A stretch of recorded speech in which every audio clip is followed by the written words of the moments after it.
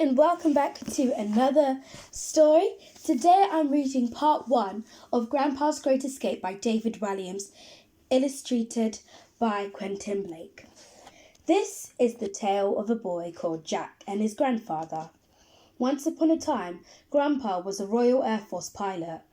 During World War II, he flew a Spitfire fighter plane.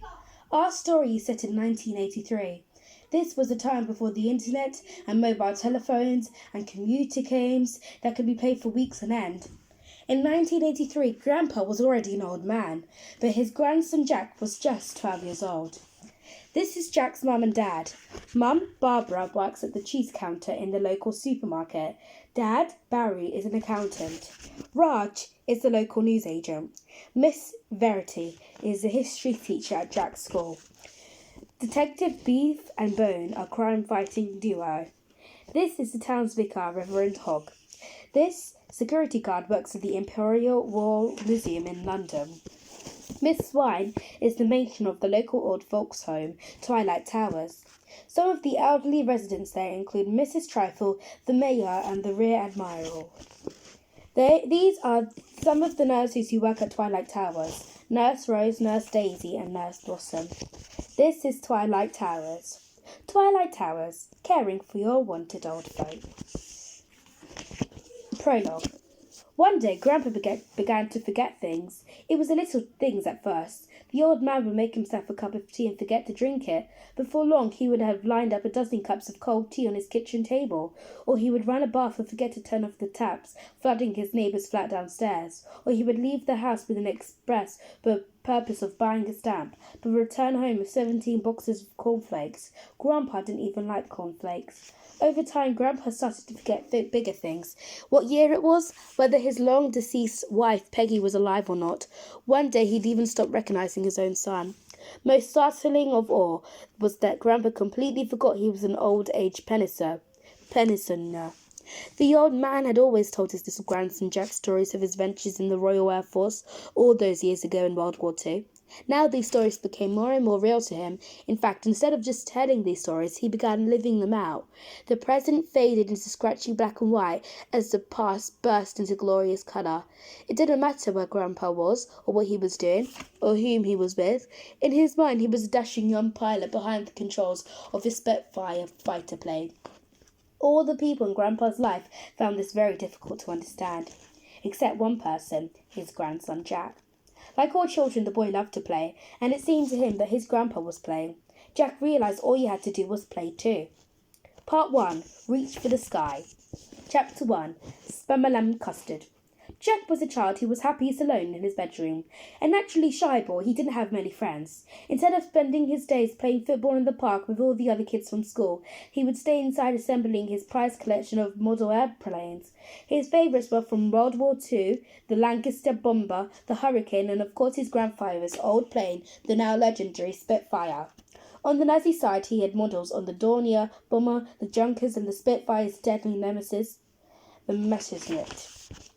With great care, Jack would paint his model planes, then fix them to the ceiling with a fishing wire. Suspended in the air, they looked like they were in the middle of a dramatic dodge fight. At night, he would stare up at them from his bunk bed and drift off sleeping he was an RAF flying ace, just like his grandfather once was. The boy kept a picture of Grandpa by his bed. He was a young man in the old black and white photograph. It was taken sometime in 1940 at the height of the Battle of Britain. Grandpa was standing proudly in his RAF uniform. In his dreams, Jack would go up, up and away, just like his grandfather had. The boy here would even have given everything he had, all his past and all of his future, for one moment behind the controls of grandfather's legendary Spitfire. In his dreams, he would be a hero. In his life, he felt like a zero. The problem was that each day was exactly the same. He would go to school every morning, do his homework every afternoon, and eat his dinner in front of the television every night. If only he wasn't so shy. If only he had lots of friends. If only he could break free from his boring life. The highlights of Jack's week was Sunday. That was the day his parents would leave him with the grandfather. Before the old man had become too confused, he would take his grandson on the most magical days out. The Imperial War Museum was the place they loved to visit the most. It was not too far away in London, and was a treasure trove of more things military. Together the pair would marvel at the old warplanes hanging from the ceiling of the great room. The legendary Spitfire was of course their absolute favourite, seeing how it always brought Grandpa's memories of the war flooding back. He would share these stories with his grandson, who devoured every word. On the long bus journey home, Jack would bombard the man with hundreds and hundreds of questions. What was your fastest speed you ever went in your Spitfire? Did you ever have to parachute out? What was better fighting plane or what was the better fighter plane? The Spitfire or the Misfit? Grandpa loved answering him. Often a crowd of children would gather round the old man on the top deck of the bus home to listen to these incredible tales. It was summer of 1940, Grandpa began, the height of the Battle of Britain. One night I was flying my Spitfire across the English Channel. I had become separated from my squadron. My fighter plane had taken a pounding in a dodge fight. Now I was limping back to base. Then just behind me I had machine guns. Rat-tat-tat. It was the Nazi Messerschmitt. Right on my tail. Again, rat-tat-tat. It was just two of us, alone over the sea. That night would be an epic fight to the death.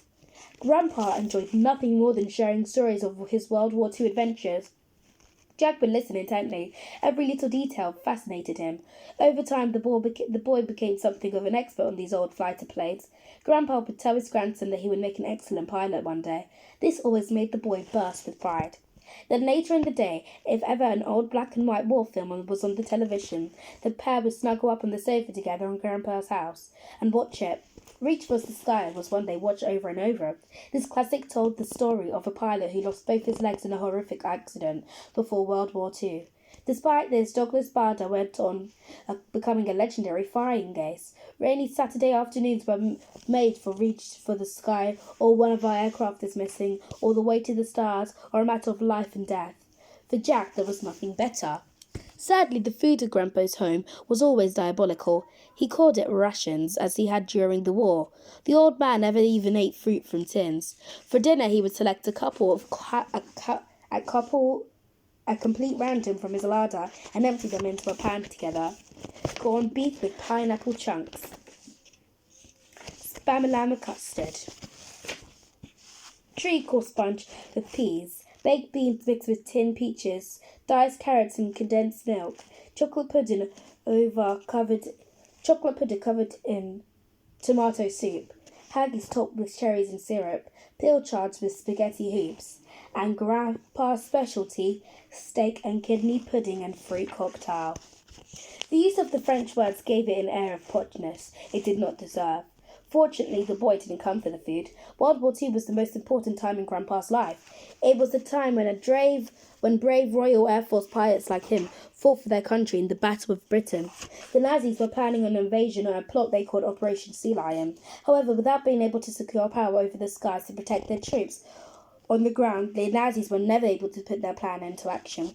Day after day, night after night, RAF pilots like Grandpa risked their lives to keep the people of Britain free from being captured by the Nazis. So instead of reading a book with grandson at bedtime, the old man would tell him about his real-life adventures during the World War. His stories were more thrilling than you would find in any book. "One more tale, Grandpa, please," the boy begged one such night. "I want to hear about when you were shot down by the Luftwaffe and had to crash land into the English Channel." "It's late, young Jack," Grandpa replied. "You go to sleep. I promise I will tell you that tale and plenty more in the morning. But I'll meet you in your dreams, Squadron Leader," said the old man as he kissed Jack tenderly on his forehead. Squadron Leader was a nickname for his grandson. "I'll see you in the skies. Up, up, and away. Up, up, and away," the boy repeated before drifting off to sleep in Grandpa's bedroom, dreaming he was a fighter pilot. Time spent with Grandpa could not have been perfect, but that was all about to change. And that is where we're going to leave part 1 of Grandpa's Great Escape by David Williams. I'll be back with another story, with part 2, in fact, of this story. I'll see you guys next time. Goodbye.